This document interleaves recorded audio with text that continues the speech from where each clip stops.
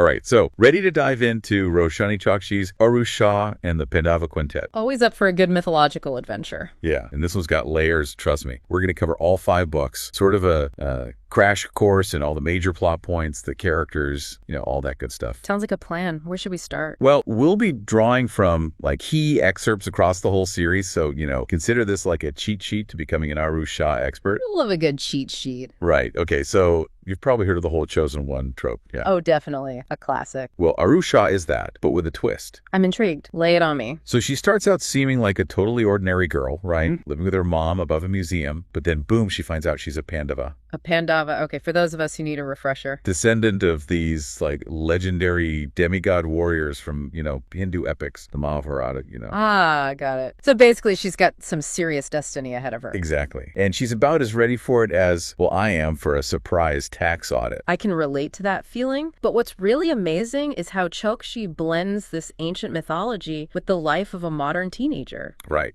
Aru isn't this super stoic hero. No, definitely not. She's super awkward and relatable. Totally. Clumsy, quick-witted, always dropping pop culture references. And that makes her journey so much more fun, don't you think? 100%. Remember when she totally word vomits all over Aiden, the new boy at school? Oh, yeah, that was classic. And she lets it slip that she knows where he lives. Not exactly smooth. Smooth move, Aru. But those early interactions with Aiden, I think, perfectly illustrate Aru's initial denial and struggle to grasp her newfound powers. Yeah, she's not just awkward with words, she's a total klutz. Remember when she mistakes the sun for a mango? Oh my gosh, yes. And then she has that hilarious encounter with Hanuman, the monkey god. Seriously, speaking of Hanuman. What about him? That's another thing that makes this series so, captivating. The way Chokshi brings these mythological figures to life. They're not just, distant deities.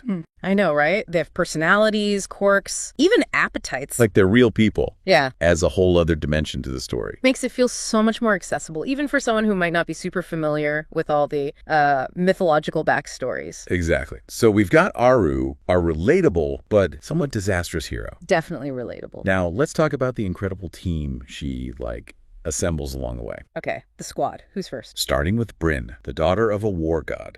Okay, so she's got to be tough. Understatement. But here's the thing. Her and Aru start off as, total rivals. Classic frenemy situation. Exactly. But their relationship evolves, becomes this, powerhouse alliance. Oh, I like that. So what does Bryn bring to the table besides, being the daughter of a war god? Well, she's got the strength, obviously. Oh, and a serious lasagna obsession. Lasagna. Okay, that's unexpected. Right. But she's also, surprisingly supportive, even when Aru's driving her crazy. What do you think makes their dynamic so good? It's the contrast, I think. Bryn is all action, jumping headfirst into everything, while Aru is more strategic, always overthinking. Oh, so they balance each other out. Perfectly. Their back and forth is comedy gold. Can't wait to see that. Who else joins the team? Okay, so next up, we've got Minnie. She's the daughter of the god of death. Whoa, that's a little dark. Right. She's also the brains of the operation. Super cautious, intelligent, and obsessed with rules. That's an interesting combination. Right. It's she's this walking contradiction, right? Wielding the power of death while being all about order and control. Makes you think, about power and all that. For sure. And then there's Aiden, the wifey. Aiden, the human boy. The one and only. And spoiler alert, he's got a secret connection to the other world. Oh, so he's not just a regular human. Definitely not. Skilled with scimitars, amazing with a camera. He's the one capturing all their adventures. Even the epic sneezes mid-battle. Especially those. But seriously, how do you think his human perspective impacts the group dynamic? Well, I think Aiden acts as a sort of bridge between the human world and the other world, I see what you mean. He keeps them grounded. Right. Reminds us that even amidst all this chaos with gods and monsters, there's still room for, ordinary human stuff. Absolutely. And then, of course, we can't forget Rudy. Rudy! Fill me in. He's our charming, slightly useless Naga prince. Always good for a laugh. So the comic relief. Pretty much. But there are these surprising moments where he actually steps up, reminds us that everyone's got a role to play. Yeah, I like that. Even the most unexpected characters can be helpful. Exactly. But underneath all the humor and adventure, there's this, darker undercurrent running through the story. Ooh, getting serious. What is it? This is where we meet the Sleeper. He's the main antagonist. The big bad. What's his deal? Well, at first, his identity is a total mystery. But then, bam. Huge revelation. The Sleeper is Aru's father. What? Hold on. Her father is the villain of the story. Yep. Talk about a plot twist. I bet that throws her for a loop. Total turmoil. Yeah. How do you even process that? Your dad is like the ultimate bad guy. Right. It really makes you think about good and evil. Like, is it always so clear-cut? I mean, that's what Chokshi does so brilliantly. Yeah. She makes the sleeper a much more nuanced character. Makes us question his motives. Right. Is he really a villain? Yeah. Or is there something more to it? I'm suddenly way more interested in this sleeper guy. Me too. And it makes Aru's journey, like, so much more complex. Yeah. It's not just about defeating the bad guy. It's about understanding him. Maybe even finding a way to, reconcile with him. That adds a whole other layer of emotional depth. Absolutely. It's not your typical hero's journey, that's for sure. It's like that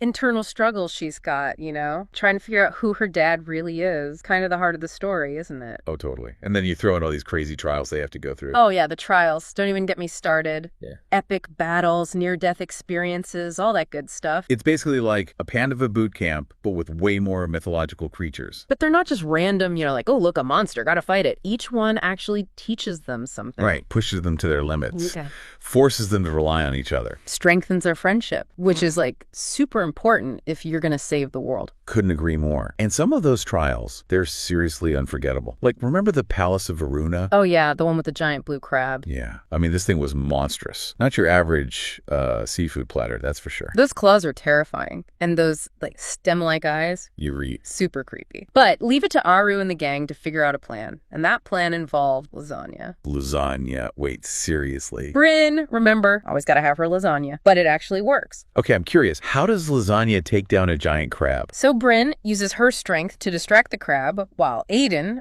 our resident photographer, analyzes its movements. Clever. Right. And then Minnie steps in, uses her power over death to, well, not kill, but control this swarm of little blue bugs. Oh, and the bugs take down the crab. Bingo. It's Yeah. classic teamwork, Yeah. They each use their own unique skills to overcome this, like, impossible challenge. Totally. And speaking of impossible challenges, the House of Months. Anyone. Oh, man, the House of Months. Just the name gives me chills. Right. Imagine you're just walking down a normal alley in New York City, and suddenly, boom, you're in this bizarre, otherworldly realm. And who's in charge of this realm? The 27 constellation wise of Chandra, the moon god. Wait, 27 wise? Yep. And they're each, like, totally different, reflecting all of Chandra's moods. That sounds chaotic. Chaotic is putting it mildly. 1 minute it's a palace, the next it's a frozen wasteland. And the Pandavas have to navigate all of this while battling weird creatures and solving riddles. Talk about a stressful housewarming party. And of course, Aru's like throwing out sarcastic comments the whole time. It's hilarious. She never loses her sense of humor, does she? Nope. But the House of Months, it's not just a crazy obstacle course. What do you mean? I think it symbolizes like the whole experience of being a teenager. Okay, explain that one. All those shifting environments, right? It's like the emotional roller coaster of growing up. I see what you mean. And the wives, they're like different parts of a teenager's personality. Exactly. It's deeper than it seems at first glance. I love when books do that, make you think on different levels. Me too. Okay, ready for another trial? Hit me with it. This one involves Garuda, the fearsome bird king. Okay, that sounds intense. What do they have to fight him? Well, it's not exactly a fight, more of a test of their smarts. They have to fix this broken mechanical bird, but they can't actually touch it. What? How are they supposed to do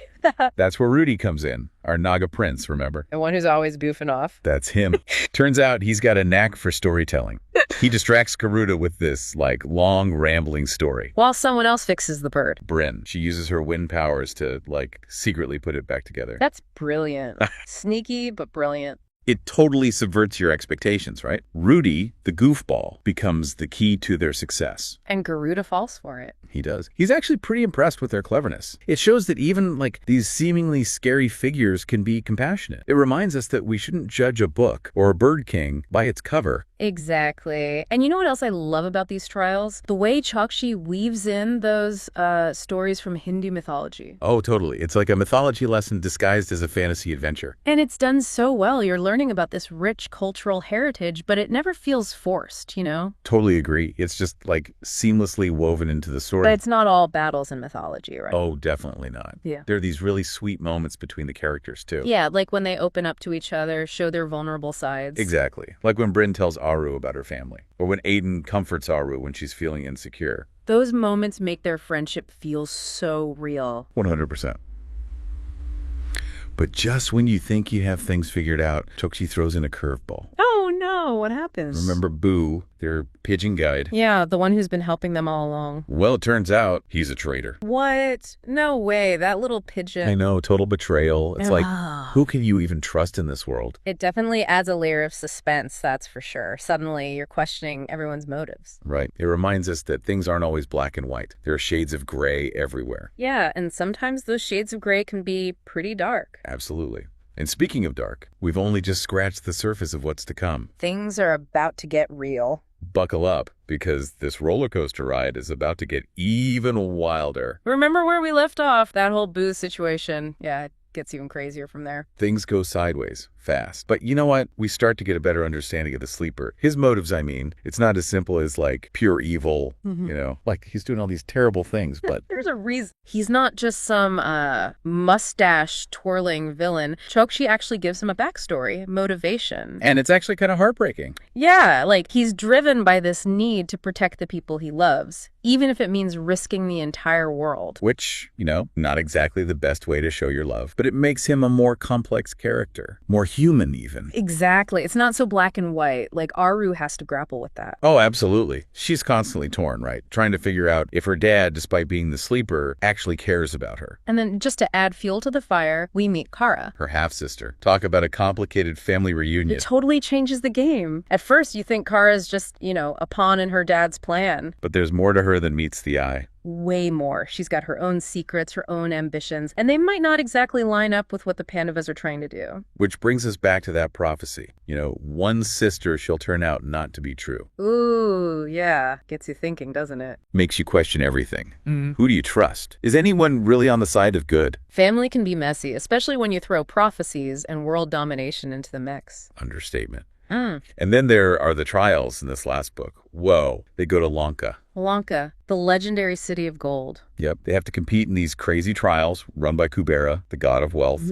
It's all to gain control of the Narada army. So basically, winner takes all. Pretty much. And these trials, brutal, designed to push them to their absolute breaking point. Both physically and mentally. Oh, absolutely, especially Aru. She starts to question everything, herself, her destiny, the whole deal. It's really intense. Sounds like it. But I bet they pull through, right? I mean, they've come this far. They do. And you know what? It's their bond, their friendship that gets them through. They fight, they argue, but they never give up on each other. I think that's one of the most important things about this series. It shows how powerful friendship can be. Totally. And it's not some, idealized version of friendship either. Right. They're not perfect. They make mistakes. But they work through it, learn to forgive each other. That's real. And that's what makes it so relatable. Everyone's been there, had those messy friendships that, in the end, mean the world. Aiden, our wifey, his role really shines in this last book, too. He's not just the photographer anymore. He's like Aru's anchor. Keeps her grounded when things get crazy. Exactly. And he's going through his own stuff, Yeah. Uncovering his own past, his connection to the other world. Adds a whole other layer to the story. And then there's that final confrontation with the sleeper.